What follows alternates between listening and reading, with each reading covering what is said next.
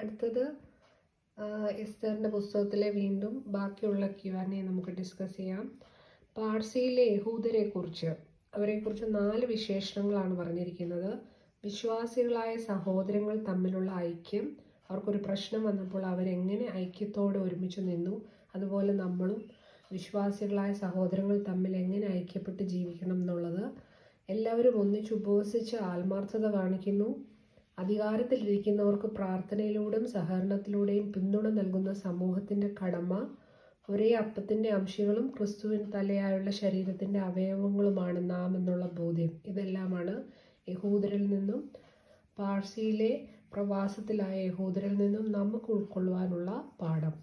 ദൈവത്തിൻ്റെ സമയം എന്ന ആശയം കൈറോസ്. റോമർക്ക് എഴുതിയ ലേഖനം 8-ാം അധ്യായം 28-ാം വാക്യം ഇങ്ങനെ പറയുന്നു: ദൈവത്തെ സ്നേഹിക്കുന്നവർക്ക് നിർണയപ്രകാരം വിളിക്കപ്പെട്ടവർക്ക് തന്നെ സകലതും നന്മയ്ക്കായി കൂടി വ്യാപരിക്കുന്നു എന്ന് നാം അറിയുന്നുവല്ലോ.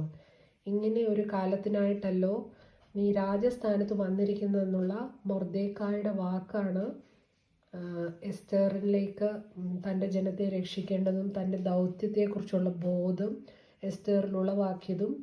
അങ്ങനെ ദൈവികമായ ഇടപെടലിൻ്റെ നിമിഷം എന്ന് ഇതിനെ സഭാപിതാക്കന്മാർ വിശദീകരിക്കുന്നു. ഏതിനെയാണ് ദൈവികമായ ഇടപെടലിൻ്റെ നിമിഷം എന്ന് പറയുന്നത്? ഇങ്ങനെയുള്ള കാലത്തിനായിട്ടല്ലോ നീ രാജസ്ഥാനത്ത് വന്നിരിക്കുന്നതെന്നുള്ള മൊർദെഖായിയുടെ വാക്ക്. മൊർദെഖായിയുടെ ജീവിതത്തിൻ്റെ മാതൃക ഓൾറെഡി ഞാൻ ഡിസ്കസ് ചെയ്തതാണ്. മൊർദെഖായിയുടെ വാക്ക് എങ്ങനെയാണ് ഒരു സമൂഹത്തിനെ പ്രവർത്തിക്കാനും എസ്തേറിന് ധൈര്യം പകരാനും സമൂഹത്തെ ഒരുമിച്ച് നിർത്താനുമായിട്ട് സഹായിച്ചതെന്ന് നമ്മളിതിന് മുന്നത്തെ ക്വസ്റ്റ്യനിൽ കണ്ടു.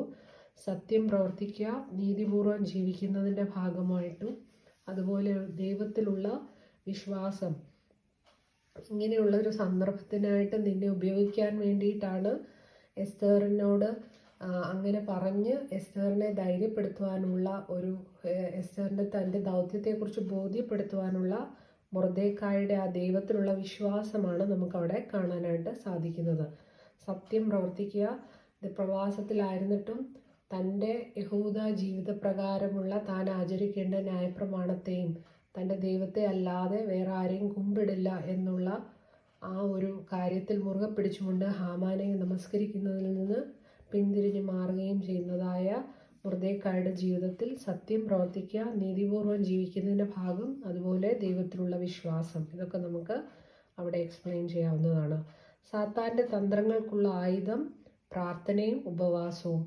വലിയമാർ ബെസേലിയോസ് ആത്മാവിൻ്റെ ആയുധമെന്ന് വിശേഷിപ്പിക്കുന്നത് ഉപവാസത്തെ. ദൈവത്തിൻ്റെ ഇടപെടലിനായുള്ള ഒരുക്കം പ്രാർത്ഥനയും ഉപവാസവും.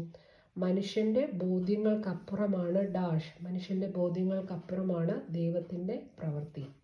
Thank you.